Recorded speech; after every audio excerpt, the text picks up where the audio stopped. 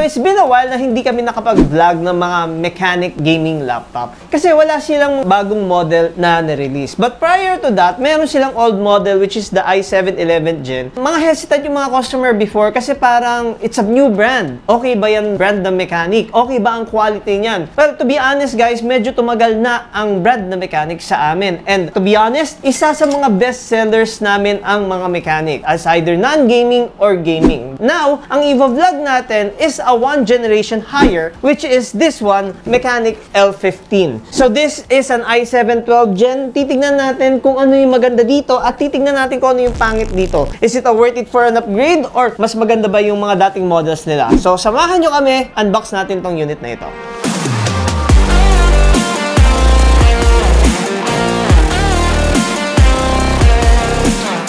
So, bakit itong laptop na ito? Well, kasi itong i7 gaming ni Mechanic is, presyo nito is mas mura pa doon sa mga i5 gaming ng mga ibang brands. And then, sinabi ko na kanina na isa sa mga bestseller sa mga Mechanic namin. Okay, so what's inside the box? So, ayun pa rin, nandun pa rin yung mga logos niya.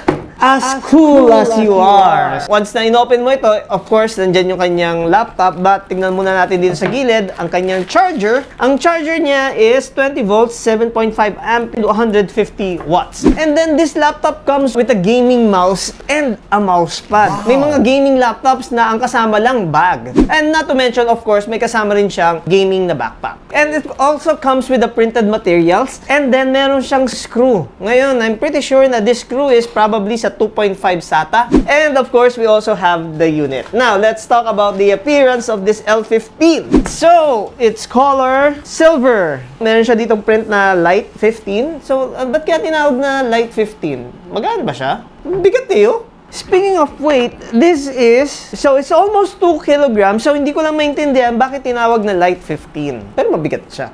The width is 14.1 inch. The depth is 9.5 inch. And the height is 1.1 inch. Makapal siya and mabigat. I don't understand bakit light 15 ang tawag dito.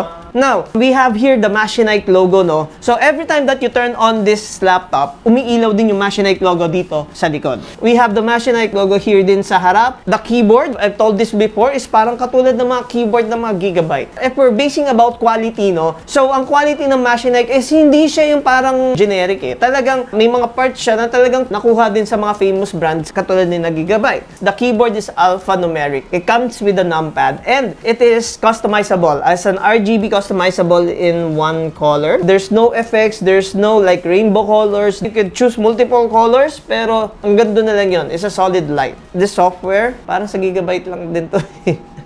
Ano ba, Mechanic, pati Gigabyte? Nagko-collab ba kayo? And then, yung tracking pad niya, okay naman. Meron din ng accent. And then, the word light 15. Nandun pa rin yung kanyang logo, Machinike, as cool as you are. About the ports, okay, on this side, we got here a USB 3.0 Type A and then a USB 2.0 Type A. Okay, so sana ginawa ng dalawang 3.0, no? Dalawang super speed. And then, separate ang mic in and then yung kanyang earphones out. On the other side, we have here a 3.0 Type A and an Ethernet port. So, Type-C and then saksakan ng charger, a mini display port, and an HDMI. So, meaning to say, you can actually connect up to 2 monitors here at the same time. Isa sa HDMI at isa sa mini display port. And then, of course, yung exhaust niya nandito sa likod. And likod mismo, nakikita ko na mismo yung fan. Mamaya, babaklasin natin to, no? Now, let's proceed about the specification of this Machinike L15. Alright, so the exact model is Mechanic L15 Air. Okay, L for light and then 15 and then there's the word air. So talagang nababaffle ako kasi isipin nyo, light na, tinawag pang air. We are expecting na magaan to. Bakit ganun? Processor is i7 12 Gen, that's 12650H. The cores is 10 cores. It composed with 6 performance core and 4 efficient cores. That is total of 13 threads. I've said this before na mas mabilis pa ang i7 12 Gen compared sa mga i9 na 11 Gen. As you can see there in the graphs, ang laki ng agwat nila between the i7 and the i9. It's because 12 Gen meron na siya mga performance core and efficient cores. The memory of this laptop is already on 16 gig. Normally, ang mga ganitong price point, I'll tell you the price later, mga nasa 8 gig lang. Pero ito, 16 gig already. So parang hindi ka na ma-worry na kailangan pang i-upgrade ang memory. Because ang pinaka-ideal talaga is 8 gig. Now, 16 is actually ideal for gamers, pero if you're gonna move to 32 or 64 gig, medyo overkill na yon. The storage of this laptop is 512 SSD, and the operating system of this laptop is Windows 11 Pro. Mas mahal ang Pro version compared sa mga home version. So technically, pag binibili mo to, kasama na dito ang Pro, but yet hindi mataas ang kanyang presyo. So dito, makukuha mo ng libre kay Mechanic. The display is 15.6 inch. This is a Full HD 1920 by 1080 Full HD, and the refresh rate of this laptop is 144 Hz. Of course, this is a gaming laptop. The graphics card of this unit, NVIDIA GeForce RTX 3050. Kasi yung dating variants nila mga TI no? So ngayon medyo na-downgrade to 3050. Siyempre, itetest natin to kung maganda ba sa games and kung makakatulong ba ang kanyang processor sa games. Be an idiot! Get out of the way or suffer the consequence! Keep going forward! What the fuck is this? Wrong profession! Come on, let's get to the chopper! We move quick, we can beat the fuck you! Fuck you! Fuck you!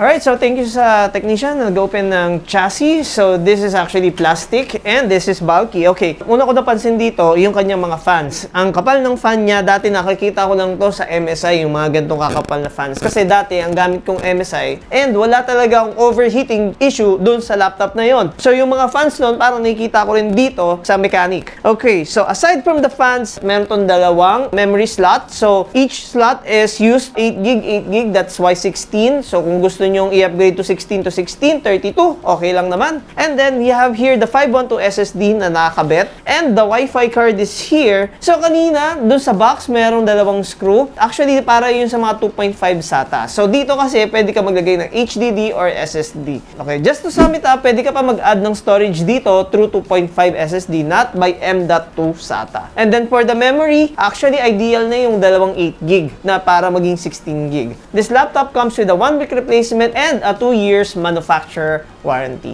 And by the way guys, mamimigay kami ng Hair tablet. Simple lang ang question natin ngayon. Ilan na ang total branches ni Laptop Factory? If you know the answer, comment nyo lang dyan at baka kayo ang manalo ng Hair tablet. And congratulations nga pala dun sa mga previous winners natin dun sa last video that the question is, ano ang pinaka-mabentang processor dito sa Laptop Factory? Actually, the answer is Ryzen 5. Congratulations nga pala sa may mga tamang sagot. Ang price natin dyan is actually a Hydrate Spark. If you want to claim your price, please message us on Viber. And then ipapaship namin sa inyo to. Wala kayong babayaran. We just need your details. So, let's talk about the pros and the cons on this unit. Well, yun nga. The model is Lite 15 Air. Okay. It's a 2 kilogram laptop. Well, nakakita na tayo ng mas mabigat pa dito. Actually, yung Dream laptop to nga. Diba? Nasa 3 kilos ata. So, technically, ang mga gaming laptop talaga is mga mabibigat. 2 kilograms is actually fair for a gaming laptop. Pero, of course, ang pangalan nila, hindi light o walang air ng pangalan. I'm not sure bakit ganun ang pinangalan ni Machinike dito sa unit na ito. And then, summary natin sa cons, sa pagiging bulky nitong unit na ito. As I mentioned kanina, there is actually advantage and disadvantage pag bulky ang unit. Number 1, mas maganda ang cooling system pag makapal ang laptop. Pero, ang disadvantage is bulky siya, kaya nga laptop should be portable. Pero, of course, this is a gaming laptop, expect na talagang bulky yung laptop. Dati, no, i7 11th Gen, it was a 3050 Ti. Now, medyo nag-downgrade ang kanyang video card to 3050. Well, si Mechanic naman nagpo-produce na ng mga kanilang mga 4050 series, and it's actually they're on its way here in the Philippines. And once na meron na kami, ipopost namin sa page namin. Now, let's talk about the pros. So, isa sa mga pros ng unit na ito is halos lahat ng sides niya merong mga ports. Okay? Sa gilid, may mga ports. Even sa likod, may mga ports. And you could actually connect up to 2 monitors here sa unit na ito. Kasi mga ibang gaming laptops, isa lang. Isa sa mga pros ng unit na ito is yung kanyang starting selling price. Ang SRP nito mga nasa 60,000. Pero dito, sa Laptop Factory, ang starting selling price nito is 53,500. Ngayon, yung 53,500 na yun, that tends na bumaba pa probably soon or probably magkaroon kami ng sale. Kaya nga, it would be best to check our page from time to time. Ngayon, yung 53,500 na yun, that was just an i5 gaming laptop sa mga famous brand. Pero dito, naka i7 12th Gen ka na. As I mentioned before, i7 12th Gen is actually better than i9 11th Gen. So, for a 53,500 i7 12 16 gig 500 SSD and naka RTX 3050, sulit ba yung laptop na ito para sa kanyang presyo? If you do have comments and suggestion, comment lang kayo dyan sa baba. So guys, in case that you're interested on buying this unit, this will be available on our stores nationwide, pwede installment, and kung nalalayo kayo sa store natin, meron tayong cash on delivery nationwide. Okay, so nasabi ko na lahat ng tungkol dito sa L15 Air na ito. So then again, this is Tito Dustin. Thank you for watching and Merry Christmas! Okay, so see you in the next video. Have a good day. Bye-bye!